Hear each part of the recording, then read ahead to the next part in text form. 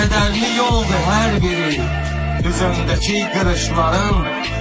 Gülüm qan etdi bağrımı, tükandı davranışların. İşitdi qəmli ruhumu, soyuq soyuq baxışların. İçində həsrət ateşi yanıb isindirir məni.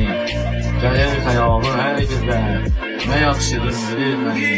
Xəyal da olsa xoş gəlir, biraz sevindirir məni.